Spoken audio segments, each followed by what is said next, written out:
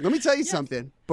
Before we started the show, I was going over, because I want to talk about like how I do my stuff, my investigation. Man, this case that we're going to talk about, I was literally reading it again, and I screamed out loud. This is why I asked about explicit tag. I screamed out loud, oh my God, that's so fucking crazy. Like, I've already heard of the case. I've already read through like the files and the affidavits and the transcripts, and I'm sitting here rereading them for this show, and I'm like, that's so fucking crazy. Why? So I'm pretty excited for this episode. Now, has this been enough banter? I read one of your reviews that said they don't like the banter. It was only one person, and it was the only negative review. So should we keep going to upset that person? Let's not even talk about murder. We're not even talking about... Well, let me do the intro at least, because then we're going to have, like, no intro, just banter. I love it. So, welcome back. No, because fuck them. Like, it's a podcast. Fuck you. It's a podcast. Like, you need an intro. You know what you clicked on. You didn't turn this on the... And guess what? When you turn shit on the radio, there is no intro either. It's just NPR being like, and that's why you decided to invest in salsa sauce. It's like, whatever. Like, you don't need an intro. You know what's happening. You're not from Mars. Like, who cares? Well, I'm you know the name of this. Who cares?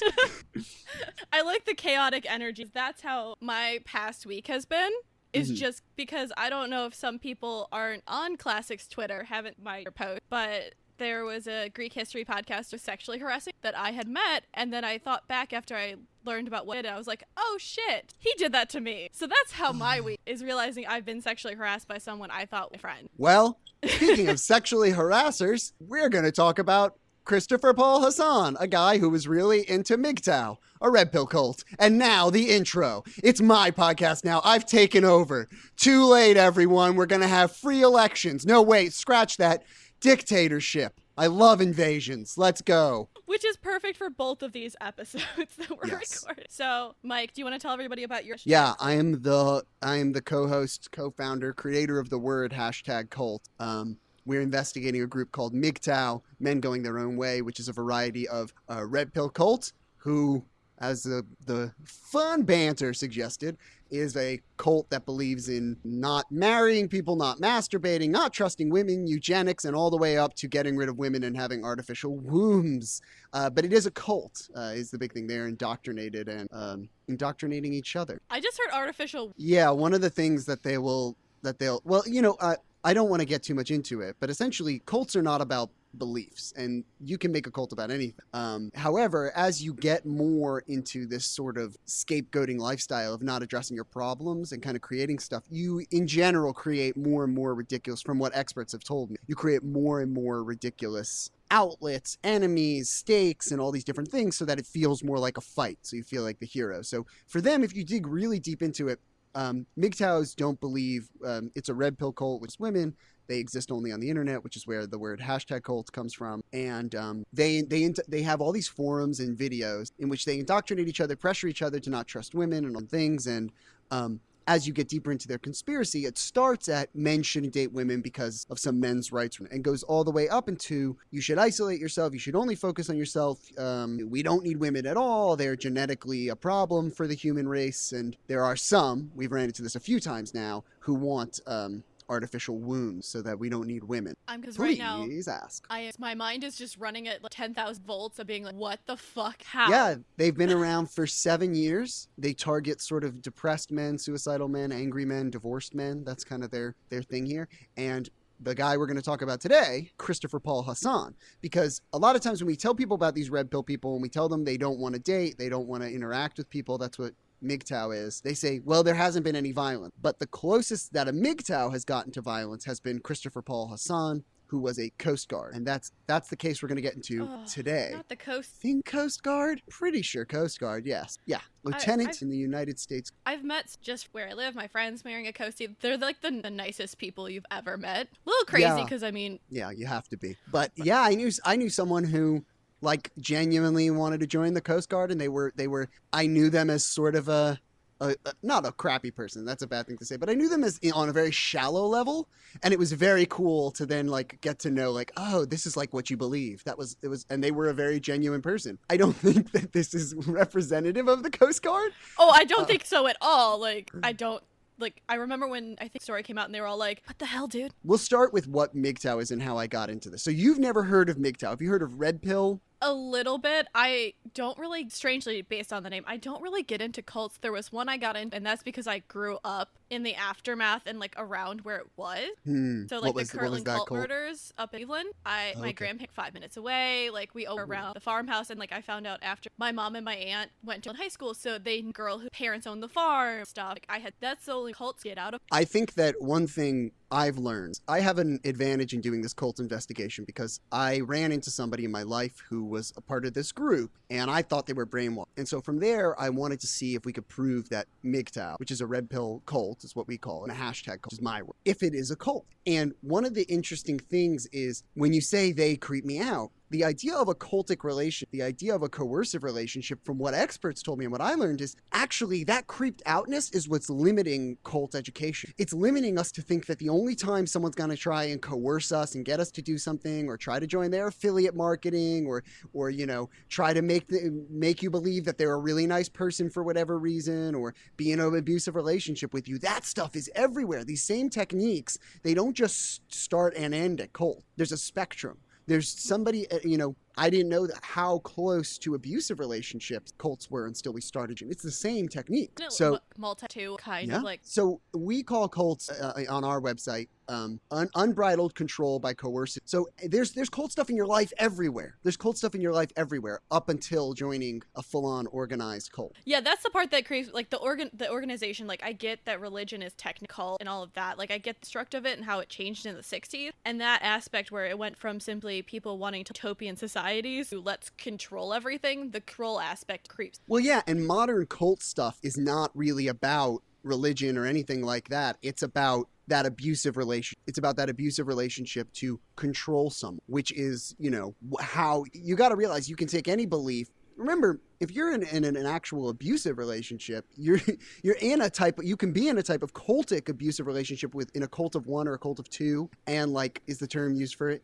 Like you're just there to like have a boyfriend or a girlfriend or a partner. That's all you're there for. You're not there for any world peace reasons. You're there for, you know, life. These are like things that I think is the creepy elements, the over creepification of cults, the weird belief thing is what I think is, from an outsider's perspective, limiting layman's knowing what cults. Almost no one, after we talked to, I think cult education is like one of the worst. There's so many documentaries about cults. There's so many different things. And yet this definition, which all the experts we know would go by, that's not what people know. They just know weird, creepy organizations. It's just abuse on a mass level. What distinguishes MGTOW is interest in, and he comes up in this case, the single-cell terror. MGTOWs will try and claim they aren't an organization, and that is what kind of lets them hide using hashtags on the internet. They'll say, we're individualists. We believe in whatever we want to believe, but they don't really. They have a philosophy. Do get yelled at and indoctrinated on their forum, the comments section, to stay within the group. MGTOW saves lives is their motto. So they have to stay within this group to a certain extent. And their defense of it is what leads to me saying hashtag cult, because they use the hashtag MGTOW to hide on the internet. Now, where does Christopher Hasson come into it? Christopher Hasson was a Coast Guard and spent the majority of his time on the internet, close to the majority, I believe like half, I don't know, I don't have the actual number, on MGTOW website and red pill website during the time that he's being charged. That really impressive, considering how many duties he probably had. Well, let's go into more of the things that are impressive, considering how many duties he had. Well, you know, like that's the thing is like you go home, you have 4 hours at night, right, off. You go on the internet. As far as we can tell from the transcripts and things like that, Hassan's marriage was going bad to okay, to bad to okay, or good at times. It was all over the place. Self-isolating, the thing that MGTOWs tell you to kind of do, or feeling all these different ways. And at the same time, he was doing a drug called tramadol and modifying his own silence, which are ultimately his charges. So he has a lot of free time on. And I think you'll find when you're motivated by something odd like that, you have all the free time. Would you like to go through the charges? Yes, let's document. I've got a million crazy files. So I wanted to talk about that. How do you get your info on this podcast? A lot of research. I try to get it from the library. I Google, but I check like their sources. Yeah. Because I have an academic training, so I definitely check. If it looks suspicious or sus, I definitely discard it. So we are doing a documentary, right? So I'm beholden to slightly different rules in academia, which I'm learning about as well. I don't know a ton about it. But for us, we have to use like first person sources, which is a rule I'm making for this documentary, and actual like verified sources. And we can't use other people's sources. We're like making our own film. You're So making I wanted your own to argument, yes.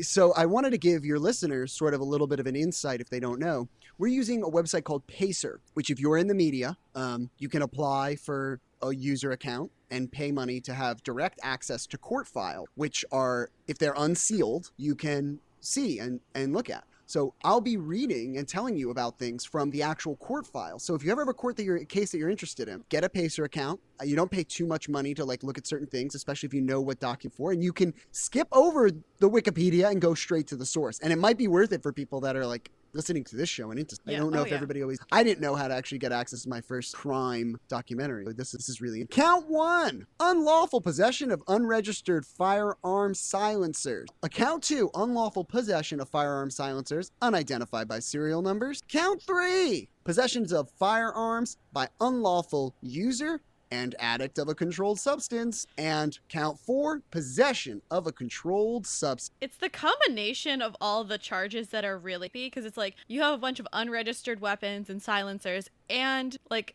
a controlled substance, and you're wow. What's fascinating is what this case really turns into courtroom. And the reason I talk about this case, and I actually think listening to some of Hassan's testimony, the things that representatives said like that, I think he'll have a really introspective on years. One of the arguments that his defense makes is exactly what you said, which is it's all these different things all over the place that seem like you can connect all these dots, that seem like you can make these assumptions. One of which was the government called him a terror. Not in his charges, they call him a terrorist. And so all these connecting dots really do make the common sense mind go, like that's a lot of stuff. But then when it comes to the legal battle, you have less evidence. At one point, the judge in this case says you can't keep calling him a terrorist unless you file charges by this date that have anything to do with terror. The news was calling him a terrorist, and the government didn't, ended up filing them. Forget for what reason. But that's smart of the judge because he's like, either shut up or put up, like there are strict definitions of what's a terrorist in this country. And if you don't have the evidence for it, you got to shut up.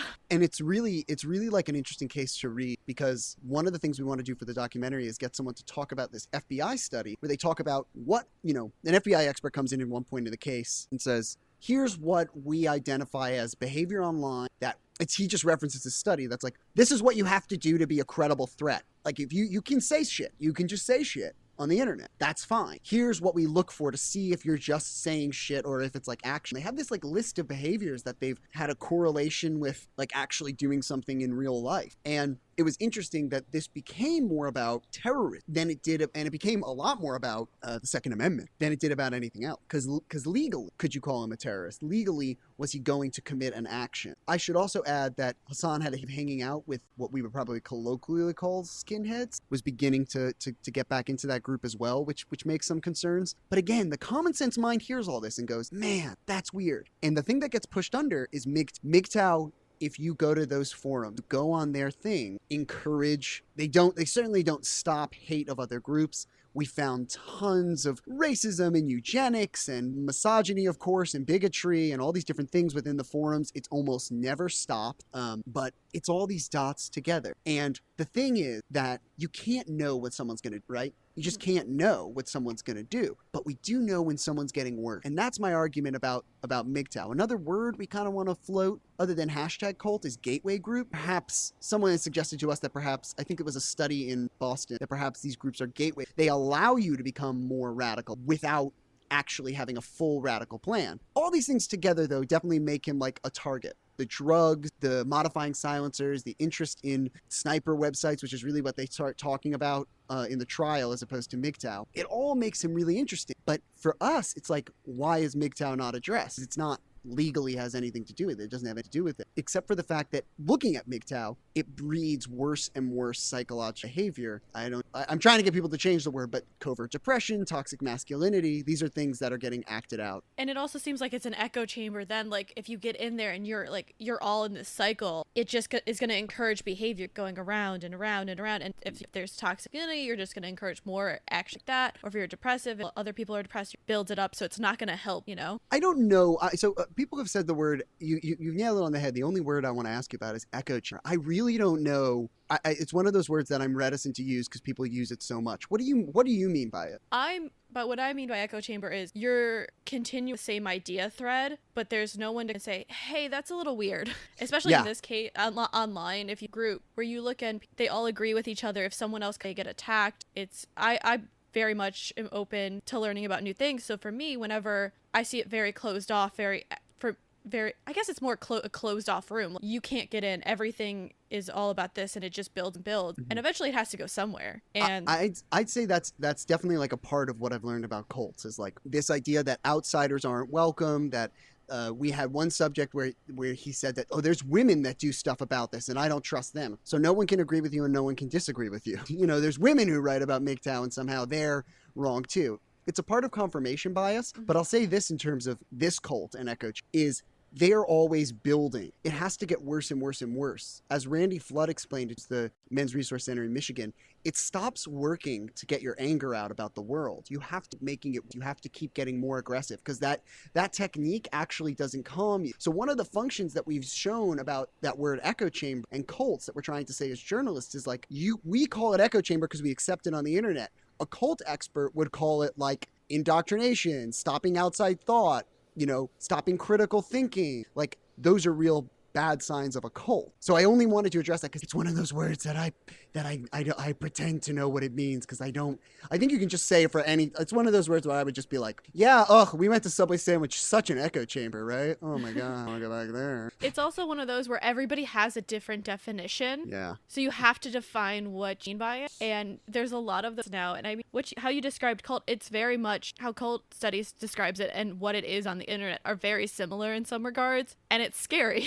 Well, our point in #cult is as outside journalists who are just talking to cult experts who are investigating, our perspective is very similar. What do you mean? They're the same. What's the effective difference? It's what I call the Dolores Umbridge effect, right? What is the effective difference between being in a bad class, terrible teacher, and watching the classes she teaches? There is none. At that point in time, you are in the exact same thing, but somehow made this cognitive dissonance that doesn't really work. It's like a fire alarm it's like a car alarm or like those smoke detector noises on TV as well. It's just as unpleasant. It's like I don't want to hear a car alarm at all. I don't want to hear a smoke detector at all. But somehow we say it's not anymore. We say it's less annoying. So to me, there's this thing going on with media where it's like, no, Dolores Umbridge's class in the movie Harry Potter is just as terrible as sitting in Dolores Umbridge's class. Why are we distinguishing it? Because there's Harry Potter before and after it. So for me, it's very similar. It's the same. What's different about it? You see people being indoctrinated. And this is one of many red pill cults. MGTOW is really, in my opinion, the most culty and the only one I've invested. But there's many red pill cults that are doing the thing what Echo to indoctrinate. I believe Chris Hasson visited about 2,000 different websites in MGTOW, and it was given its own section in the whatchamacallit, in the warrant. It had its own section specifically to MGTOW website in the internet. That is really impressive that doing that enough that they were like, yeah, you get your own little bit. It's not just lumped in. And, what stands out more to a prosecutor is obviously websites he was going on about terrorism and manifestos and long-range sniper, covert operation, things like that at gun clubs and those sort of websites. But I want to read this quote that's a part of his defense. Quote, essentially what the government has here is a lot of dots on a page. They are trying mightily to connect those dots into a sinister picture, but the dots just don't connect. The picture is not there. So this is in reference to him looking like a terrorist in some sort of way. And I think that's the view we'll have to take when talking about this. Like, he was not charged. He pled guilty, all 4 counts. He was not charged with terrorism ever. But what we do know, it was on MGTOW a lot of the time. He was doing drugs, working out a lot, and he was modifying weapons. That's all we know. Hadn't quite taken that next step. He got caught really good.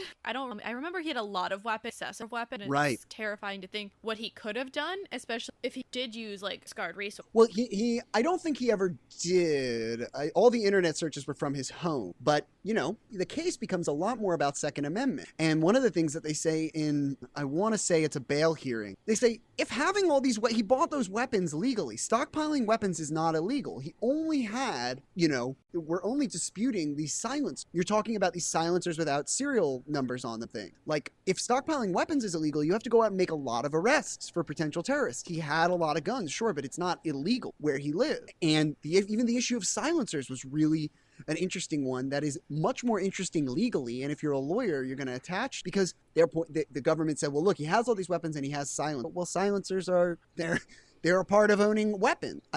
Silencers are not illegal. Are we debating having silencers? And it's this dots on a page thing that is, in my mind, a metaphor as well for how MGTOW operates. Look, this is what MGTOW is. We're not a group. We don't identify as a group. We can't be a cult. Well, a lot of you are interested in individualism, and a lot of you won't just not say you're MGTOW. You identify as MGTOW, so you're a group. Okay, whatever. We allow for disagreement. No, what you allow for is yelling, which is like a known way of getting out your rage. And when it comes to getting people to stay in cults, being angry at them, from what people have told me, is a really great way to scare people and to kind of let your own steam out or assert dominance in some way. All sorts of weird involved in rage. And fascinatingly, we talk about this in a video we did called Hard Fact, where it's like Christopher Hasson's psychologist, I believe, says that he's doing all of this to make ideation. He's creating a fake world in order to do this stuff. He's not actually trying to get violence across. He's trying to create a version of reality in which he feels can control everything. It's something along those lines, that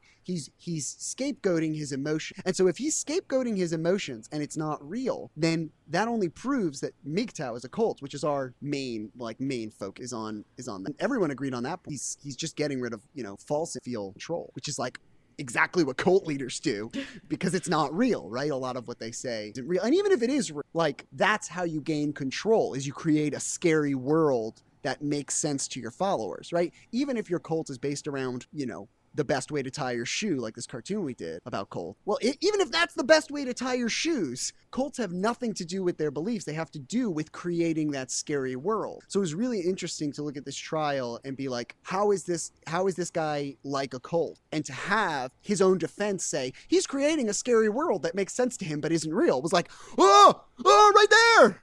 Oh, you hit the definition! You just said it! Definition. No whammies! Just keep it in here, because here's the thing about cults and things like that and violence and stuff like that is, if you don't make it fun, people won't get educated. And I think that, like, distancing it, like, there's a hard line to toe with, right? Because it's really scary people that have been in it. But if you can, like, be fun and educate people along the way, that's like my big philosophy. It's like, no one knows. I have seen people watch entire cult documentaries and then ask them, how did that cult get started? And they don't know, because this basic civics lesson, essentially, in cults that I've gotten through doing this research, I'm like, well, why isn't that what they say in these documentaries? We focus so much on the morbid and the morose and the gross and the sexual, because that's horrible and we want to empathize with the victim. But we've had a lot of people, I'll bring it down a bit, we've had a lot of people reach out who are in abuse, are like, it's not the actual physical violence that is really what does the damage over time. It's the mental abuse, the love bombing, control. And that's stay in a cult. So if we don't make it fun, if we don't keep in our section about press your luck, okay, then no one will listen. Okay. Yeah. So you had heard about this case. I had not at the time. They talked about, like, found all the weapons and all that, and then it just kind of went away. It's not like the Turpin family where you kept getting updates. It was weird because it really did go away. I'll tell you why. The judge banned electronic from trial. Fuck that. Due to the fact that, well, actually, I think the reasons are really great. I don't have the actual document in front of me right now, but it was essentially along the lines of, you've made a media circus of this, and we're not doing that. And so I'd like this person to get a fair and real trial, and I'm not allowing anyone into the courtroom. This is the thing about being a reporter on stuff, is like, a lot of times the way reporting works is like, you're just picking it up from some other wire, or you're paying another station to use it. The court records are public. The case was unsealed. It wasn't a sealed court. The problem is that people don't want to do extra. That's they don't want to read? Yeah. I had to read to do this, which I know. I'm sorry, they turned it off. They heard I was a read. Now they know I'm a dork. They know I'm a dork. I'm not going to get a date to prom. Then I really wasn't going to get a date to prom. But you don't really, to be honest, like, I know we're making jokes now. You didn't really. Oh, no. It really is very. Legitimately, I went to high school, cheated his way. And, like, the teacher knew and tried to just mess with him the entire time. It was really. Did you grow up in Britain? We are not. No. We will fight them on the universities, on the loo lines, on the loo QR. Excuse, I've been banned from Britain for saying line instead of... No, It I faded grew up there in a little. Ohio, so What else do we want to know about Christopher Hasson? I mean, what have we missed anything that... I mean, he pled guilty. did anything come out in the trial that would prize him and the cult? Did a search just So for yeah, it? I have here the bigger concerns were things like I'll read this. Christopher Hasson had a checkered past, which I don't think that... Why I'm frustrated is when we do this investigation on MGTOW and we come to, they'll often say incel as something that's going on. But of course, they're totally separate in different communities on the internet. And in fact, incel is a boogeyman to MGTOW, and MGTOW is they're competing philosophies of a schism of red pill cult. And it's really frustrating because this court, the media was stopped filming, not on reporting though, guys. Like there's literally like 2 or 3 stories on it's a pretty big deal. And MGTOW was not mentioned other than in the Warren, bigger ideas. There was stuff like this, though, that he wrote. They don't say where he wrote this, though. Okay, I'll just read segments of stuff they wrote. Get it? Okay. So this was in one of his recoverable files sent right around a rally. Or go to... Okay, he doesn't... I don't think he goes to rallies. Seemingly writing to someone in the rally, like one of the leaders. So I'll read that for yada, yada, yada. To date, I have read most of your books, white, and briefly looked at your website. I am a longtime white nationalist and have been a skinhead for 30 plus years ago before my time in the military. I have served in 3 branches, currently serving, never attended college, with 2 years till I hit mandatory retirement. While I fully support the idea of a white home, friends who still play at B+, say, you are an informant. That is neither here nor there. It is not an accusation. The person who told me this served a 12-year prison and never ratted me out. So I will not dispute him or accuse you. I never saw a reason for mass protest or wearing uniform, marching around, provoking swastika, etc. I was and am a man of action. You cannot change mind protest. However, you can make change with a little focused violence. The government has expertly infiltrated and destroyed from within, if not all pro-white organizations. We need a white home as Europe seems lost. How long until we can hold out there? I'm not gonna. It gets a lot worse from that. So that's already really bad. Yeah, I don't. But essentially, that's a letter he's writing pretty close to when he gets arrested. For Tramdol and all those. That's pretty damning. Problem is that if you are against this guy, if you just want this guy to get locked up, like if you see him as a threat, that's the thing to focus on. My question, and I would ask of Christopher, is where do you get worse? How are you okay for a while? You have this checkered past a long time ago. How do you get worse? Is it a cult like MGTOW where you're allowed to say whatever harmful thoughts you want to put out there? That's my real thing that I would talk to. Is there this thing about an informant is apparently there was some investigation to him hanging out with skinheads. I think there was an informant, but I don't know if that's actually, it's unclear if he's actually writing. But this is all to say that he was in favor of doing sort of action and to show his extremist view. Yeah, he clearly doesn't have an issue, kind of I am. And you're right, you said there's really no trigger. That kind of starts worse. Stress the fact he has mandatory retirement. Who knows? Because the case was a slam dunk. The case was, Christopher Hasson pled guilty. He had done the crimes. He was on tramadol.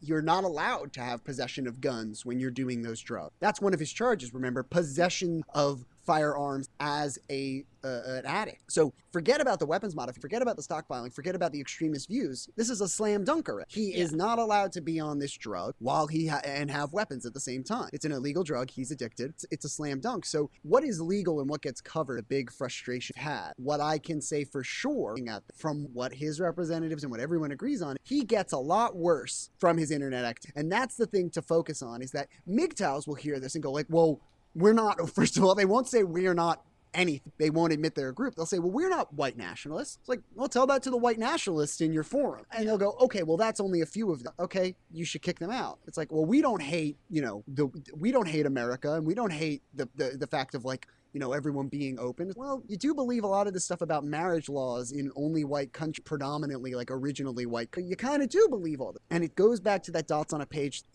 this is why I coined the word #cult this is the adaptation cult. You cannot pin it if you start to look at the beliefs, if you start to look at why they're dangerous. You can only pin it based on the psychology, which I'm not a psychologist, I'm qualified to say it, so let me say it now. You can only use psychology. You can only look at the psyche of the people in there. And the psyche of all of them. I have to yell and scream in order to feel good. I am in danger. I am in danger of women, so therefore I have to get away from them. I'm in danger of the laws about marriage, these different things. I said marriage weird there. And that's why I have to believe in this has to be true, and I'll have confirmation bias, and I'll find evidence. World, these dots on a page, if you actually go after the dot, you're never going to hit. You're just going to say, they're going to say, well, we're not a group. We have this adaptation. Okay, well, we're not. We don't believe in these extreme. Okay, well, some of you do. Get rid of them. The line I always say whenever I'm on podcast, forum, a MGTOW forum, which has the rule, keep misogyny, which is the craziest statement in the history of state. Because if you recognize it as misogyny, why would you want it at all? Which is to say, maybe they want more misogyny and they're afraid to do it, or they're afraid of getting their forum shut down. Unclear. But it's a crazy. It is. And if you think about it, like you said, they're acknowledging it's a problem, but they're not doing it about it because they don't really care. Or No. it's that like, you know, they don't really get it. Or it's what I've said, which is they're in a cult. You know, we talk to ex-members of these groups and they say, it definitely wasn't in my right mind. I didn't know. I shouldn't be the one person I experienced. Why would I know anything? I was just listening to older guys so I could learn. And he became more isolated from his family. Do you know how a lot of them get out? So I'm like fine opening up the curtain. I'm so happy when I have like stump speech for stuff.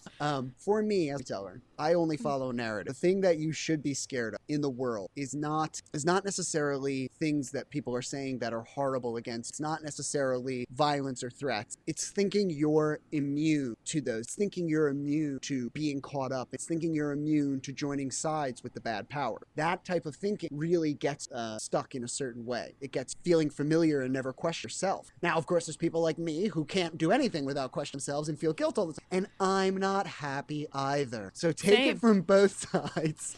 Take it from both sides. If the story of a cult is person, their journey in and out, the twist is that those are never the same. Each individual cult's different. Each individual cult member isn't a cult member, they're a person. Every cult leader is a person. Every cult member, they have their own unique journey of how they get sucked into this. All have totally unexpected reason for getting out based on that's the twist. You have no idea how they get out. So for some of them, women. For some of them, something random. It is all about not looking at cults, philosophy at it as cohorts. It's all about not looking about cult members as, you know, brainwashed like zombies. They're brainwashed in an individual. Remember, you have all day to just manipulate. And once you get 2 or 3 people helping you do that, all these people focus. It's an individual. The idea that what's brainwashed from a narrative is the philosophy. Because you just put a philosophy out there and it'll brainwash people and get them in. No way. It requires self. It requires abuse from others. It requires being in a place where you're primed to believe. It's all different.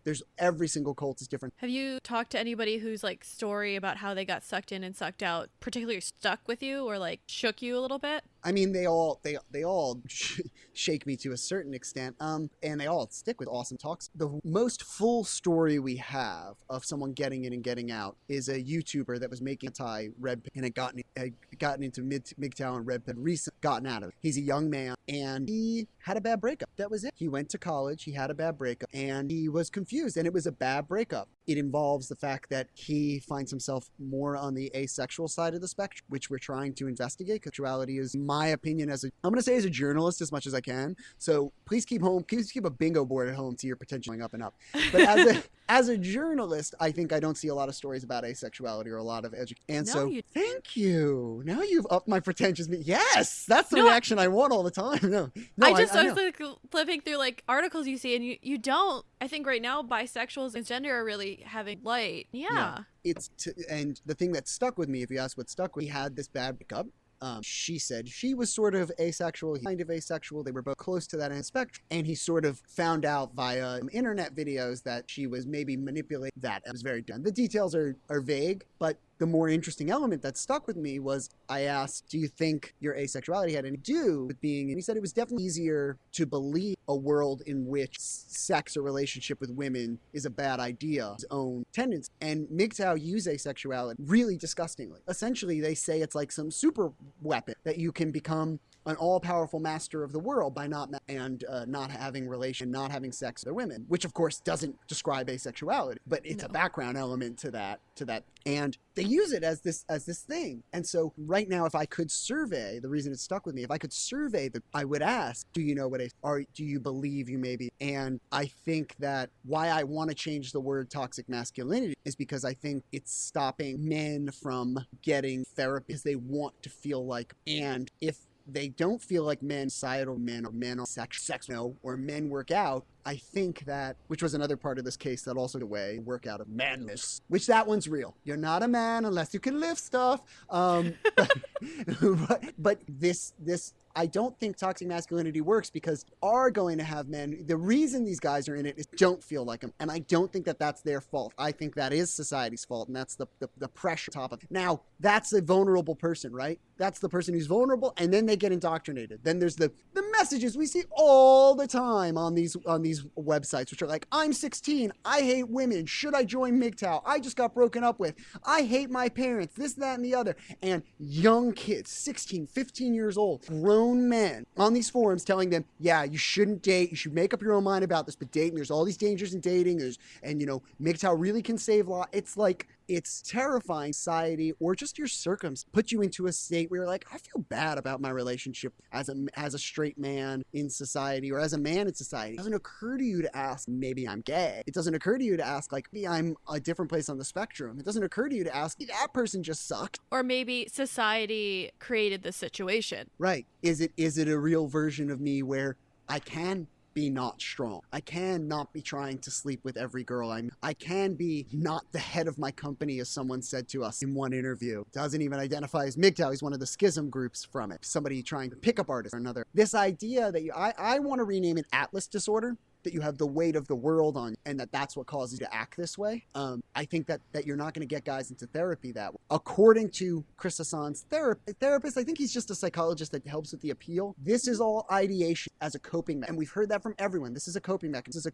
I've heard it about pack. Men need to be in packs, all these different things. And so it does, in the end, boil down getting men therapy. In my opinion, if I can be so grand about our investigation, stopping men before they become like violent abuse or, emotional abuse, either to them or to others. I think that's really interesting because, yeah, we definitely see a lot of, in true crime especially, a lot of situations where it could have been stopped so much earlier if, like, there was a conversation. Maybe someone went to therapy. Maybe they agreed it wasn't healthy. Like, we always say women are much more talkers.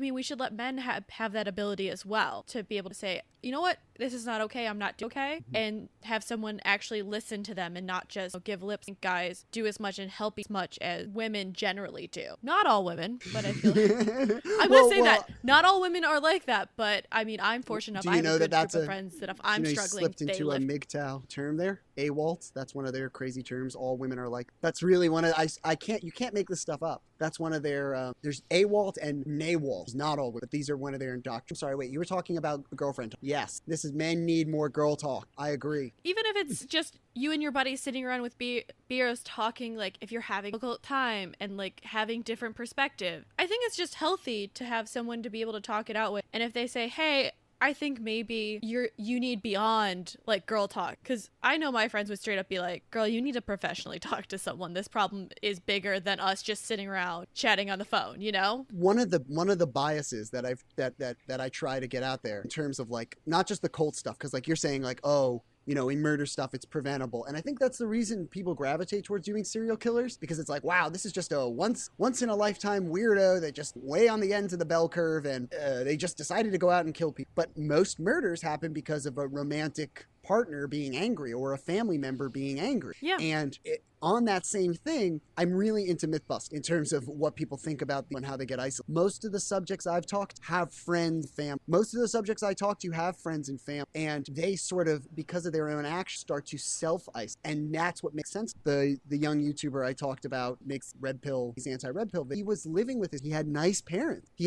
And started to, that little bit of isolation turned into more. And so, Christopher Hasson was married, had a family, a pretty strong family, wasn't reaching out. So that possibility exists there too. But I also don't want to discredit the feeling of these people for getting into this cult or getting thinking. Like a little bit of isolation, a little bit of loneliness, double and triple so quick. And I do understand that feeling, that this thing of like, oh, talk to your friends, reach out. I'm very much against this thing of like end the stigma. It says nothing about mental health. As someone with OCD, just saying end the stigma, it might not be as you talk to you. You might not be able to talk to you. It's a societal up to be like, go to a doctor. I feel like that's a lot of it is go to a doctor. And if you, like you said, he had that support system and maybe they just didn't notice, because a lot of people, especially now, are so like, especially with like our phones and all of that, you're so wrapped up in your own shit. I'm trying to start a comment awareness. It's one of our documentary, because it's like, all right, listener, right now, have you ever shown real life? Has anyone ever shown you their comment? I mean, your YouTube. Have you ever shown someone your YouTube comment? It's this idea of, you say, oh, they might not have. Think about your friends. Do you actually know what they do on the internet when they're not interacting with you directly, when they're not doing something in a public feed? How many people listening to the show right now have looked at the comments section of, like, on Twitter? This is where this person commented and like. You have to swipe over one or two columns to see that. How often do you actually do it? We have no occasionally, but yeah, not frequently. It's not like all the time. We have no awareness of what other people are doing on the internet. They might not have. I don't even know what my girlfriend does on the internet. She's sitting next to me with her phone. Like, you don't know unless you ask someone. And I want to start this. I've filed to have a national day, which I haven't told anyone, but I want to have a comment. Show people where you actually write stuff to other people. I think it really does. One, it will make people really think, hey, am I being an asshole? Because if you're ashamed to show a friend, your family, or your mom your comments, are you being an asshole? Right. And that real world element too doesn't have to be like necessarily somebody with you. It's like, get on the phone, hear what they say, evaluate even when people are agreeing. I think this thing of taking out your aggression on the internet is a huge, because people agree. And I asked someone who's a part of this, agreeing with them on their Facebook post, why do you want to talk, Scott? This is terrible. Why are you engaged? It's just like dreadful to listen. Who cares if he's agreeing? I don't think people are aware of how it comes. I actually was on a major show and we talked to one of the biggest, and they're not aware of how no one's ever, it's a private thing, but it's published. It's out there. I don't need a warrant to read your comments. They're there. They're public. Out.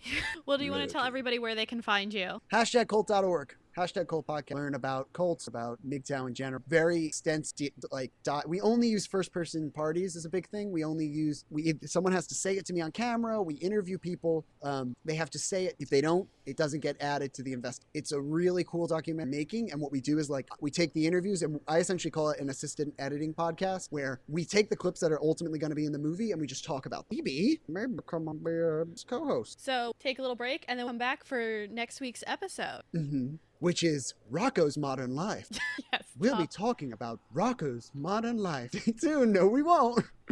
You've heard the stories about murder and homicide, but what about the rest of the crimes committed daily? What about the police officer who robbed banks during lunch, or the multi-million-dollar diamond heist? What about the assaulters, stalkers, and arsonists? I'm Lindsay, the host of Mugshot. Mugshot is a new true crime podcast that tells the stories of non-murderous crimes. Season 1 has begun, and new episodes release on Mondays. Mugshot can be found on most podcatchers and on social media at the handle @MugshotPod. I hope you'll join me, but until then, be on your best behavior, or you'll end up with your own mugshot. Domesticity. We're available on all podcatchers. Remember to rate, review, subscribe to help spread the word, or just force other people to listen to it. Our Facebook and Twitter are @Domestic Podcast, and our Instagram is @The Cult of Domesticity. We also have podcast merch at Threadless. As well, if you want to support us financially or show some appreciation, we have a PayPal tip jar and a Patreon, which has some pretty great perks. Any topic suggestions, feel free to email us at domesticpodcast@gmail.com. Remember to stay domestic and cult free.